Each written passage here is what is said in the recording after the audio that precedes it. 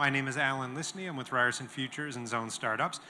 And we're going to have very brief, as we discussed earlier, very brief introductions so we can really get to the heart of the matter here. So if I could ask each of you to introduce yourself in 15 seconds or less. Okay, I'll go in. My name is Aparajit Bhandarkar. I'm the CEO of Dice FinTechs.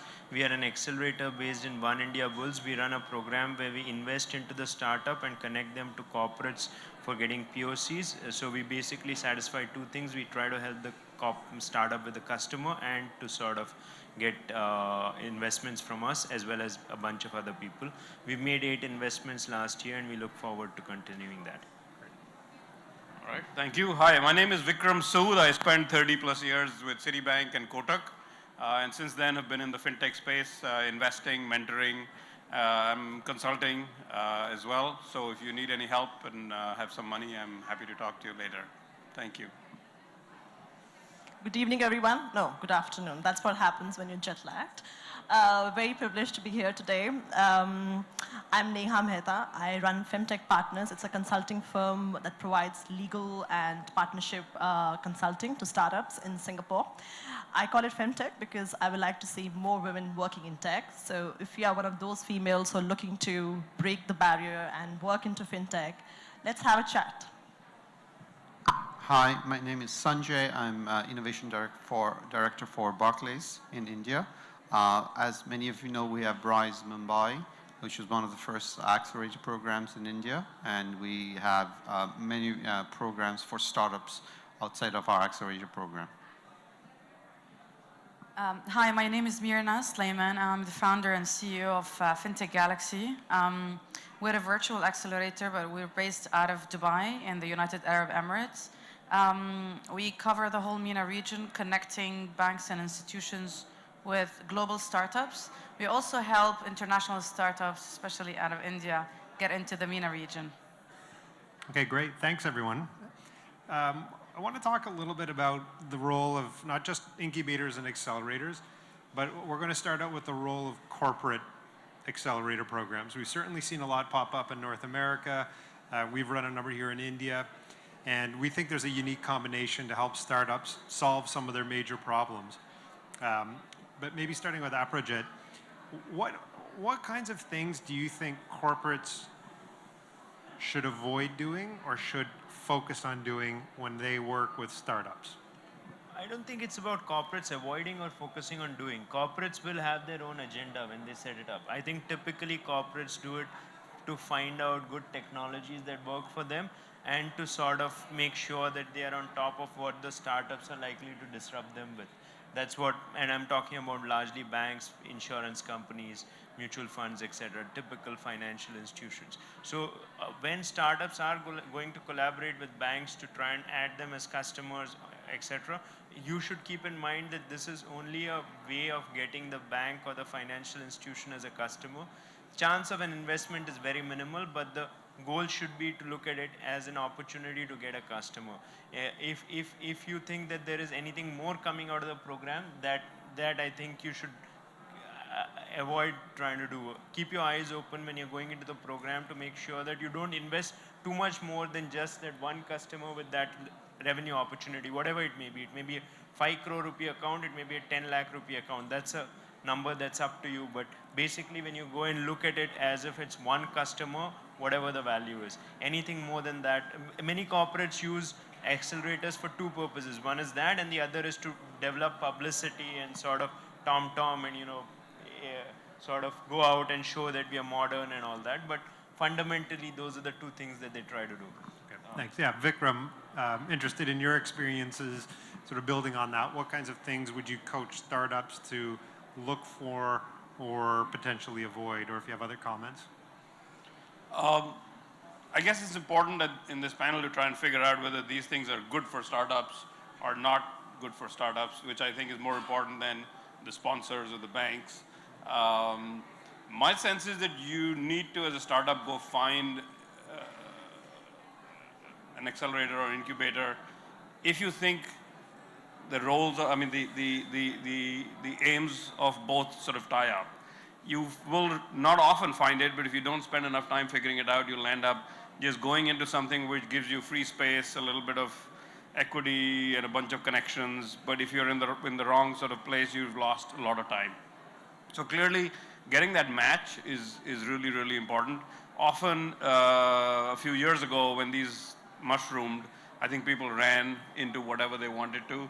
There are several that are closing down, and the reason they are is because they're not necessarily solving the problem for the startup. So I think my only advice would be, if you're a startup, you go look for an incubator, an accelerator that clearly will support exactly what you want to do, and there's a match. And it should not be a one-way conversation. This is not about an accelerator sort of interviewing a whole bunch of startups and saying, okay, I'm going to pick a few of these. I think you as a startup should be very clear about which one you want to go to and many others that you do not want to go to, right? Okay. Neha, we were talking earlier, you spent a bit of time in Singapore, Amsterdam, here obviously. What kinds of things have you seen the programs do that worked well in the geographies, and then any differences that you're seeing across different regions, especially with respect to fintechs, right?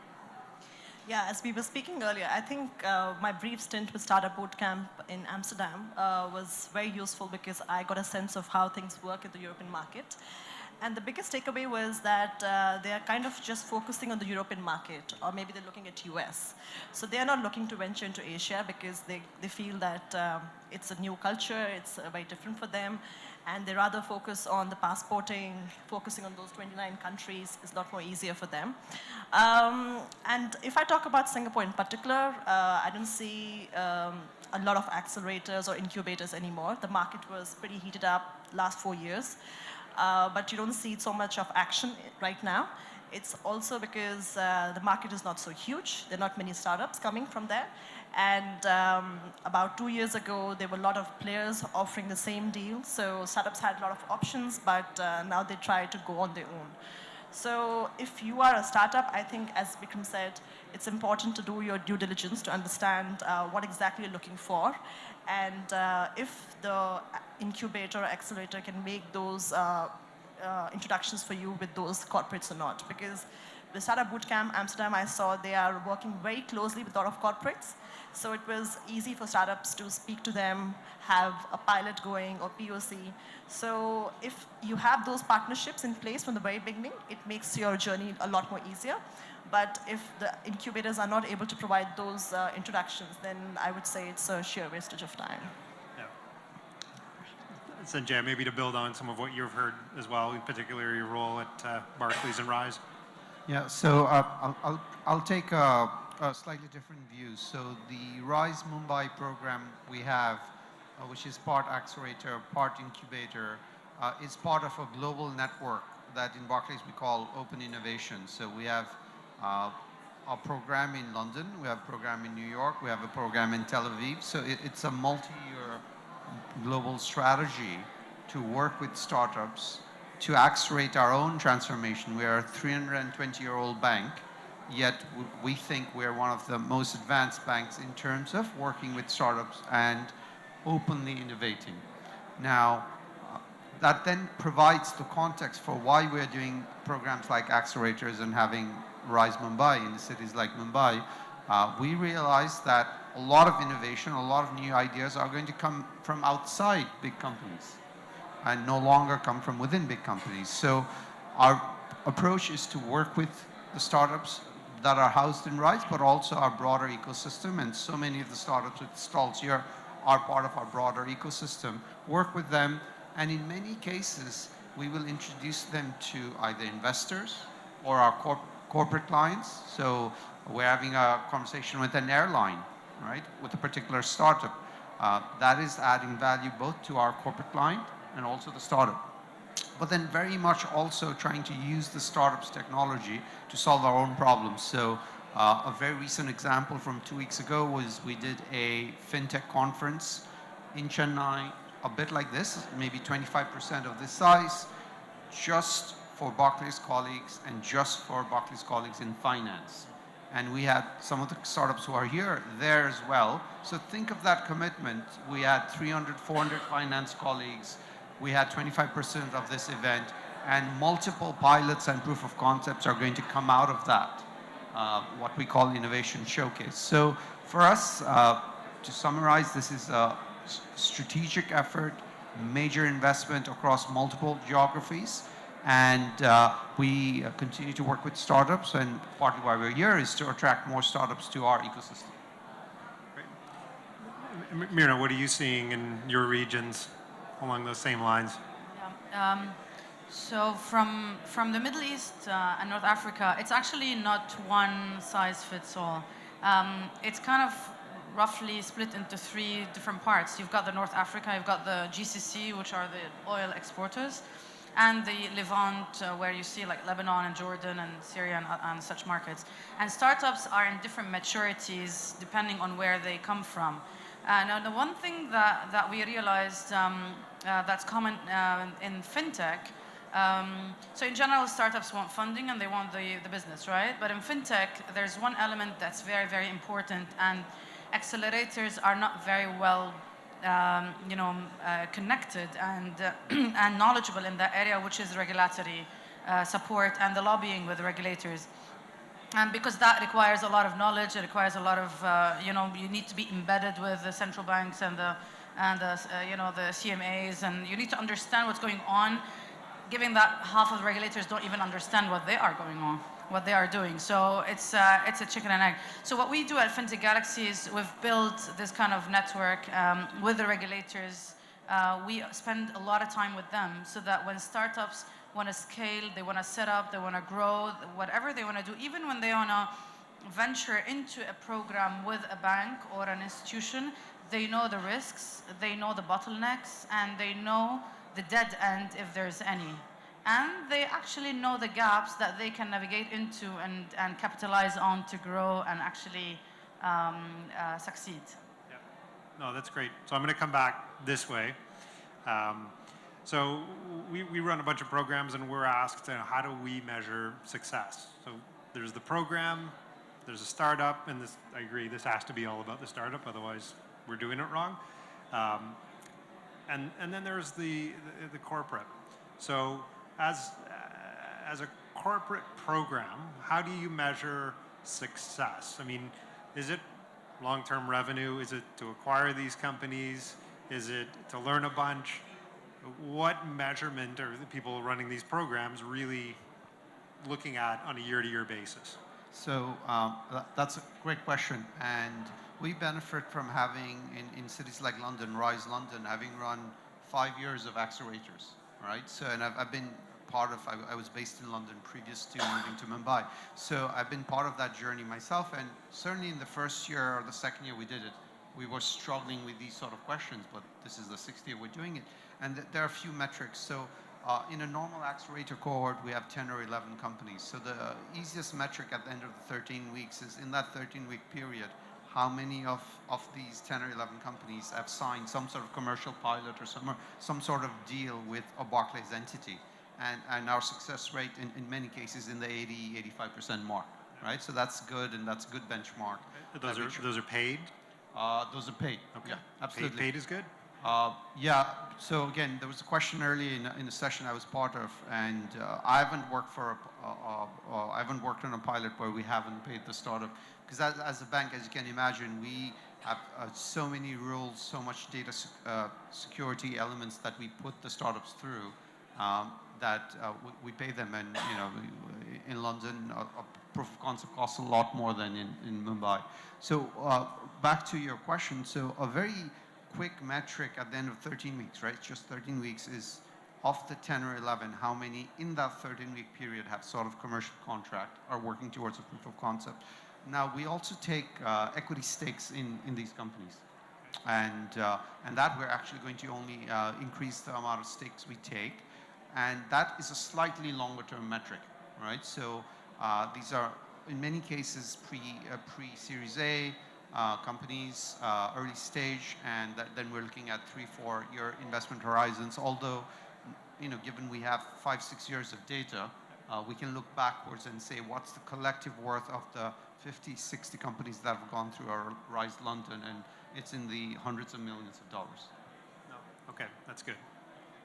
And I think I'd heard that success rate somewhere, so it was a little bit of a softball question. The next one's going to be tougher.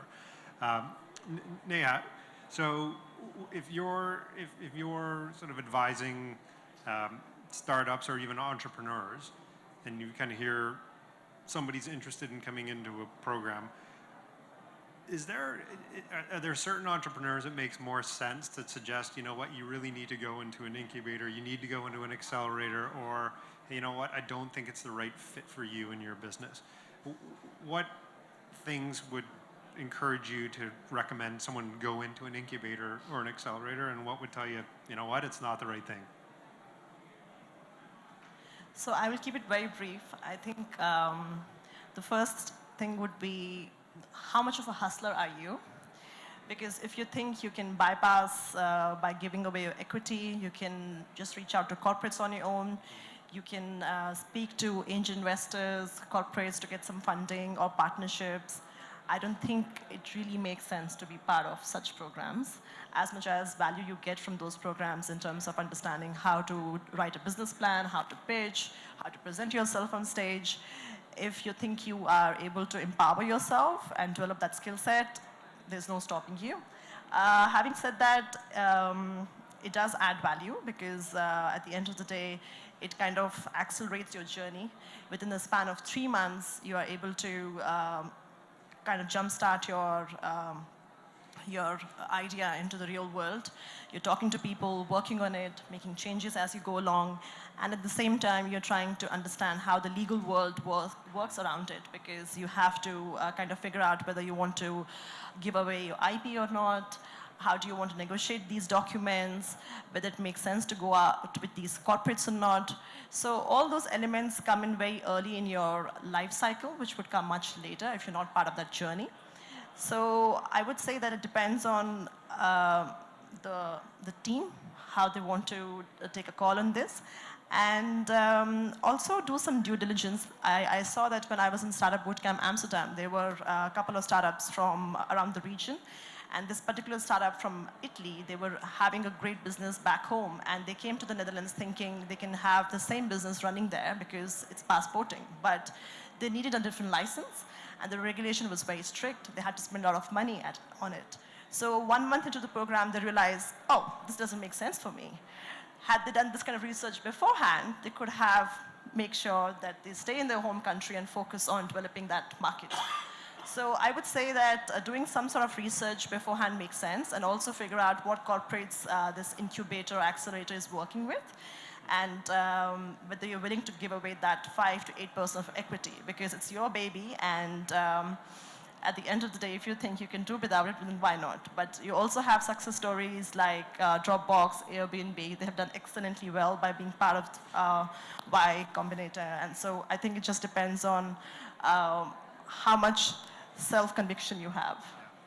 Yeah, I agree. I mean, there's certain entrepreneurs after their second or third business, they're probably not going to, but there's a bunch of mistakes that entrepreneurs shouldn't be making the first time around, because a lot of advisors and other people have a lot of answers for them, and hopefully we'll short circuit that. You know, Vikram, how do you coach entrepreneurs who are coming to you for the same kinds of questions? Yeah, I think I'll just carry on from where Neha left off.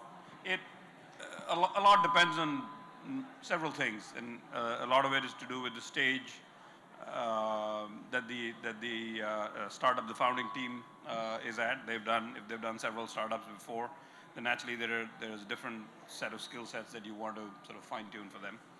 A lot depends on, are you trying to disrupt, or are you a startup or a business idea that needs collaboration? If there are ideas that need collaboration, you need to work with a large corporate, then naturally these programs are much more appropriate. You may then debate whether you go with an actual corporate that runs an accelerator like Barclays and Rise, or you go with Zone or some startup bootcamp or somebody else, which gives you the independence but allows you to connect with multiple, so that there is a little bit of competition about who you'd go to and stuff like that. I think for in most cases, when people have done maybe 2, 3, 4 years, and they're sort of fairly well set up. That's usually a bit late to try to get to any of these incubators or accelerators unless you specifically get that one particular need that you're looking for. Sometimes it could be just a pure tech sort of space, something in the more technical space. I think in financial services, while we kind of make it look like it's a very complicated world, it's fairly simple and straightforward. It's not that hard to learn. Once you're inside, you figure that out. I think often enough, if you don't want to and don't need to go to a program like this, I'm a really big fan of creating the right group of advisors. And if you can create a good group of advisors that bring you the 3 or 4 different skill sets, that you can find a way to align them to you. And when I say align, it's not just because it's, you know, my uncle's friend kind of thing. It should be a little bit more serious in terms of alignment, whether it's money or sweat or investment or whatever else. I think the advisors can play a very active and a really good role. And again, a lot of it depends on how you as a startup push that advisory network hard enough. Sitting and waiting for them to do things is not ideal. Yeah, agreed. So I'm going to put a little bit of a spin on it for you. So what do you see, what differences do you see of companies you might look to invest in that came through a program versus ones that didn't come through a program? Is there any common themes with the companies, assuming they're at the same stage? So at the moment, we invest only through the acceleration program, but sooner than later, I'm setting up a new fund which is going to invest independently. So I actually look at it, I look at the business idea, whether it is workable or not. I mean, if you're deploying money into a startup and that idea should be powerful, the team should be good, and probably, you know, there's potential for it to get customers and next round of funding and, you know, become a multi-bagger. That's what you look for. I don't think whether they come through accelerator or not makes a difference. I think the next, my next fund will be focused only exclusively on looking at the startup, whether there is a program or not, doesn't matter to me. That's great. And how do you feel if there's a little bit of equity on the cap table from a corporate partner? Do you think that impacts the exit chances to a competitor? No, it doesn't. It just is that whether that corporate partner has any strategic value. And I think generally corporates have some reason to invest. So typically there is strategic value. Very rarely do corporates actually go out and invest into startups because it's very difficult for them. They don't have the infrastructure or the ICs to do that. They're not in the process of doing it. So typically that startup would have been very valuable to that corporate. And that's why it becomes interesting. The only thing that we would want to look out in such a situation is that does that startup address a bunch of other corporates in the same space, and do they become not palatable to those corporates? And if that's the case, then your market only remains that one corporate. So that's the question you got to ask yourself. But if that's not something that's affecting the corporate's ability to get other customers, why not? Great. So we have a bunch of time left, and I have a whole lot of additional questions, but I actually wanted to see if we've piqued anybody's interest in the audience who's got something that they want us to ask the rest of the group here. So are there any questions that have come up yet? Yep, I think we're going to bring a microphone over so we can hear you over the roar of the crowd behind us. Go ahead. Hello? Oh. Can you just do a show of hands, how many of you represent are sort of connected with corporates and how many are startups? So corporates and startups. Okay, not bad. I was a bit worried because there was not too many young people here. How about investors? Okay, go ahead. Yeah, hi. So my question is, are there some learnings that you want to share from startup corporate engagements? Because as a VC fund, we also work with a lot of large Indian banks and help them do the startup connects to find targeted solutions. So in one of the cases, we heard that the startup gets lost in the organization. So similarly, if there are any challenges that you would have faced or any learnings that you would like to share, very specific to the startup corporate engagement program, that would help. You want me to take that? Yeah, maybe Sanjaya and then So one of the things I mentioned was that we've learned over the years, right? So in cities like London and New York, we've had many years, almost half a decade of running Accelerate programs. And to your point, one of the key measures of success is people work in an innovation team or some sort of team who are members of the corporate who ensure sufficient sponsorship of individual startups from different parts of the bank. So, a bank like Barclays, 80,000 colleagues, we are in pretty much every part of banking. And absolutely, a startup without the right guidance and the right mentorship is going to get lost. I mean, as employees, we get lost in our own organization. So, but over time, what we have done is we've got an office called the Group Innovation Office. Rise, Mumbai, London, New York are part of that office. And we have colleagues whose jobs is to make those connections. And in fact, just talking about one of our Accelerator programs, for 10 seats, we normally get 500, 600 applications. And over time, what we've done is, in that selection process, we encourage and at the very end, make sure that there's a business unit or a function that actually sponsors a startup. So it's very rare we actually have a startup in the final 10, that's not sponsored before day one, pre-day zero from one of the businesses and a senior leader from one of the businesses in most cases. So that really helps. Then we know that, hey, the investment bank, the corporate bank, the consumer lending business, these are the startups, the risk function that are being sponsored, and that has really helped the startup navigate a big organization. You wanted to add to that?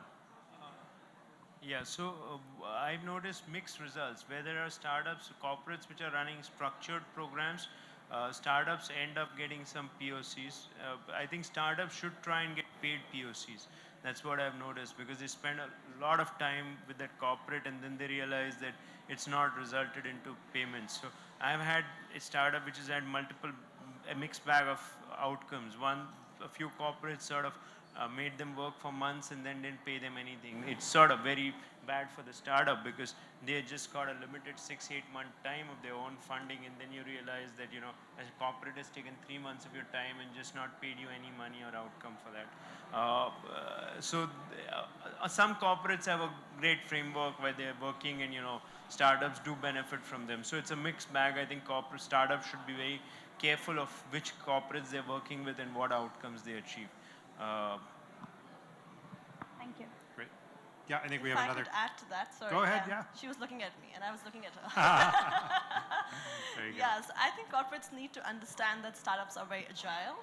And sometimes if they are waiting for 6 months to get an answer, it's just too long for them to survive. So if they can move a little bit faster and kind of understand the other side of the story and kind of be prompt enough to take the decisions, I think that also helps startups, because sometimes the waiting game is just too long and the glory is gone.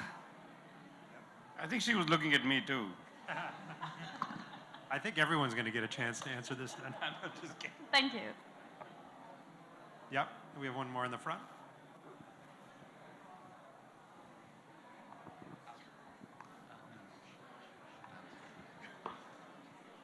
The microphone is making its way over to you. Perfect. Good afternoon to all of you. In fact, I have a question for you. I might have, my question might be out of the, kind of context. We had been discussing more about startups, so we also need some kind of inputs for corporates as well.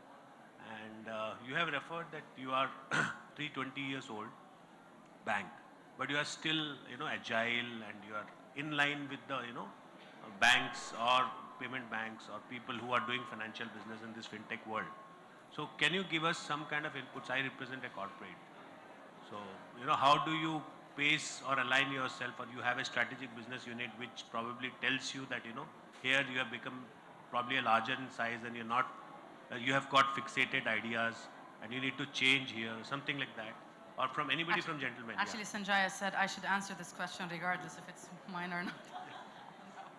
So this is a much longer conversation, but I think it has to come from the top. For big organizations, traditional organizations, they're still very top down.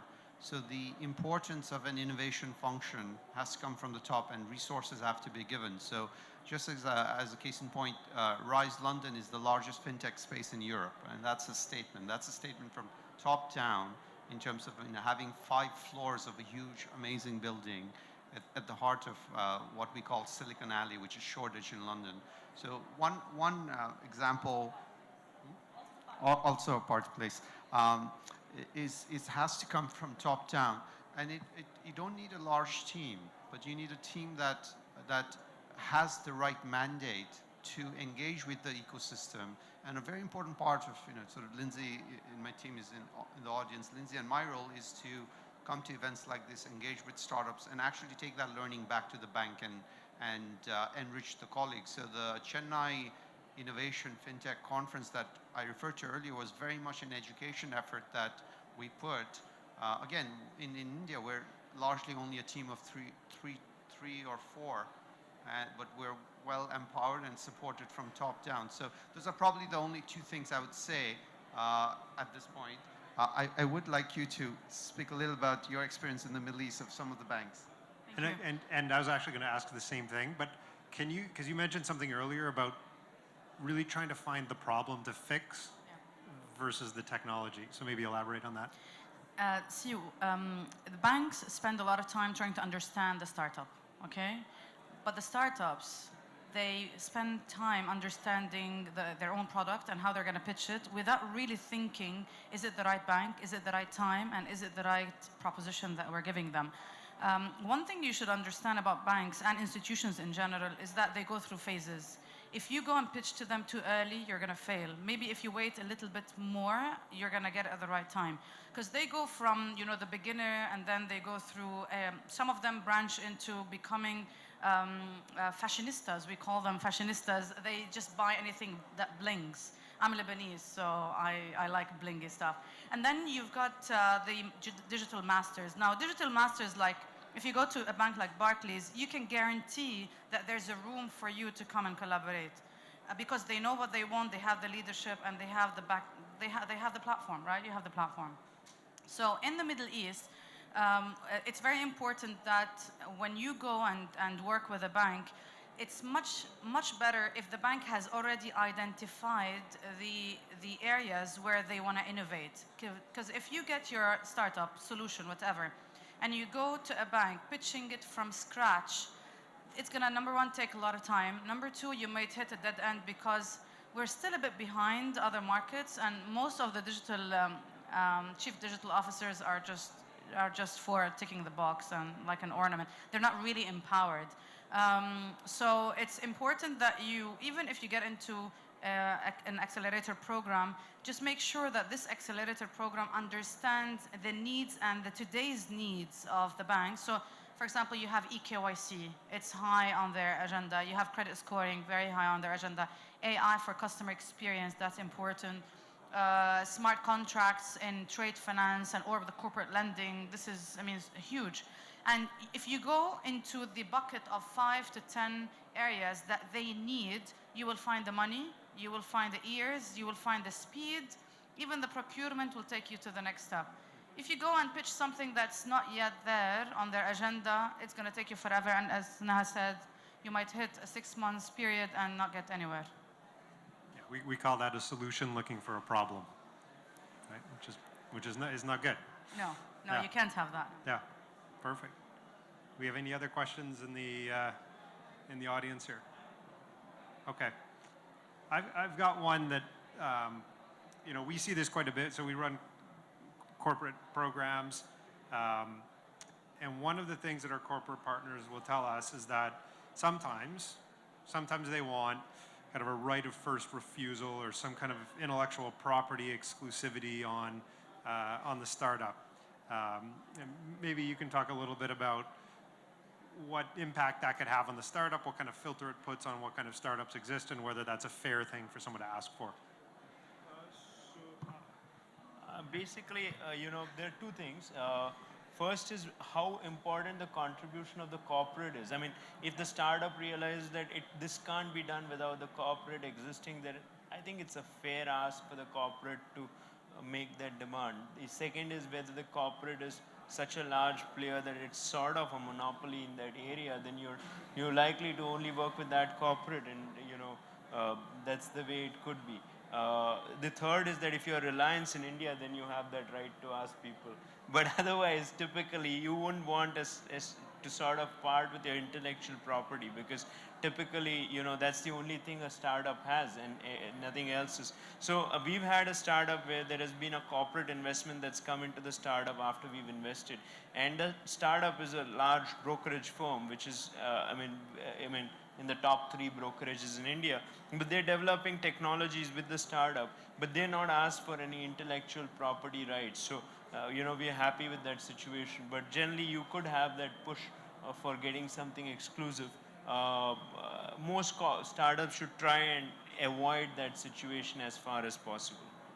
So, Vikram, I want to hear your comments. In Canada, what typically happens is one of the Canadian banks, there are really 6 Canadian banks, one of them might ask for exclusivity, and a lot of the startups might end up giving it to them for a period of time, because what they really want to do is go sell in the States to a much bigger market.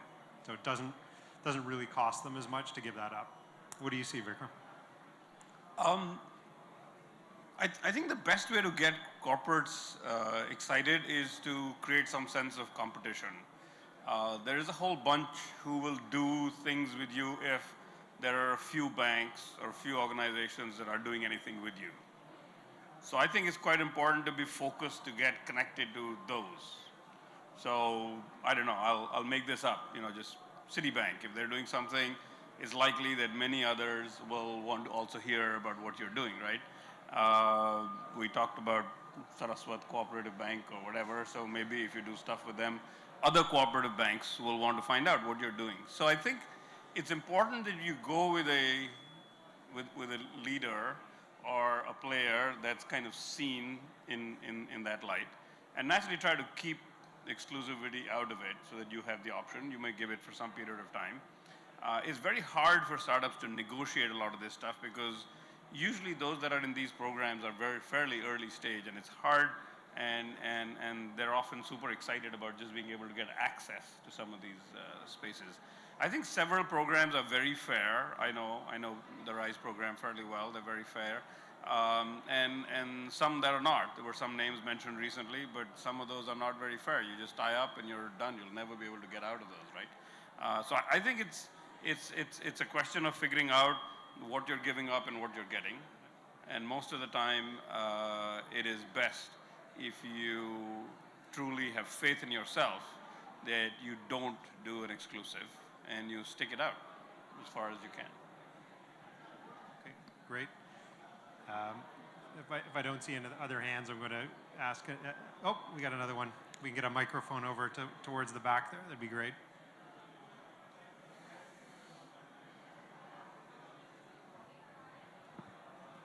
Hi. So this is like kind of a start. Anyone can answer it. So how does a startup align themselves, say, with the goal of the collaborator? Where does that point start? Does it start by a website research? Does it start by connecting? Because invariably, I'm a part of a startup which has been a year old, and we are trying to connect with relevant partners across the board.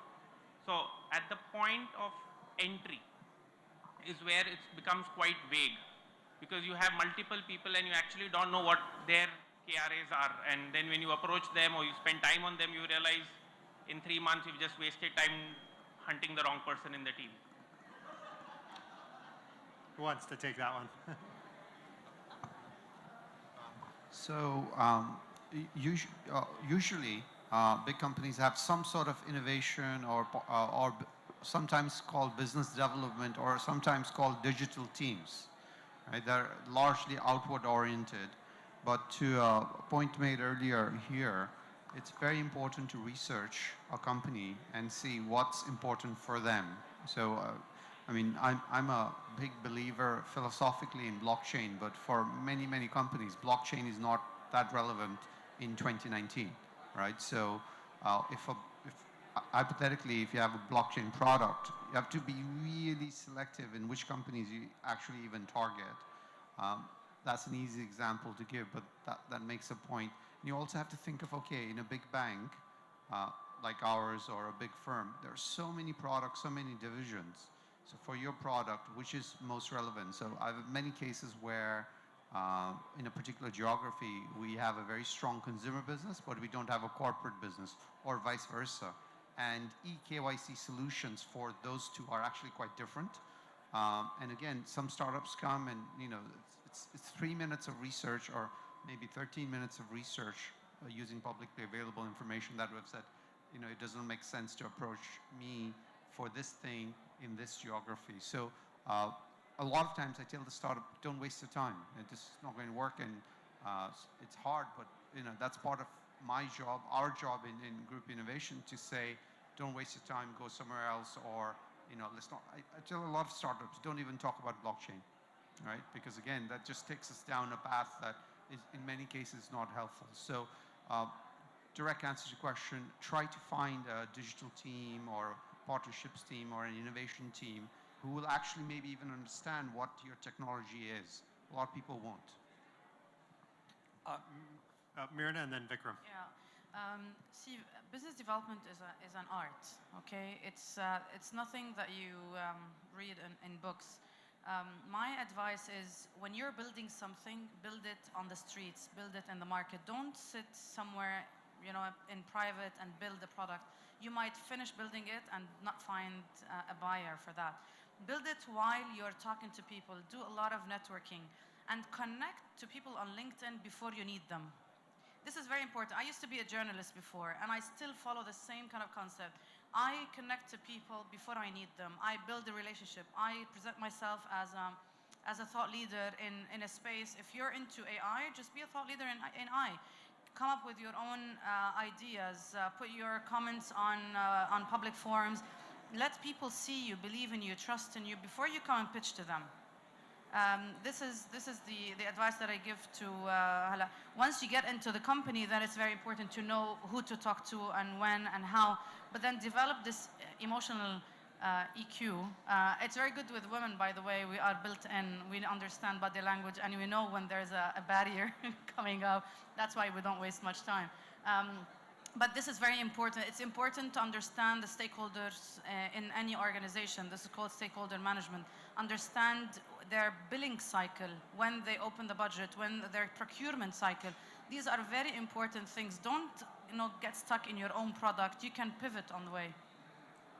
Great point. Vikram? Yeah, I was just going to say that while these digital heads or innovation heads are useful and it's a great way to enter a corporate, I find in a lot of these cases, there are actually just gatekeepers, and it is pretty hard to get past them. If they personally don't like your idea, you're basically screwed, because when you get to somebody else, they'll call him and he'll say, oh, I already looked at it. And you may have pivoted 6 times between when he last looked at it and you. My sense is, if you can find the business person in the corporate that needs this, get him to take you to the digital officer. That will work a lot better, and say, this is the guy who's going to help me and go through with this. Wherever you can. If you can't, then you have no choice. Okay, I think we're on time. I think we're out of time, but before we sign off, I really want to thank everybody for contributing to this. Somebody once said at an event, if you're speaking somewhere, you're effectively sponsoring it. So I want to thank each of you for your time, some insightful conversation, and I think some great points. So if we could have a hand for our panelists, much appreciated.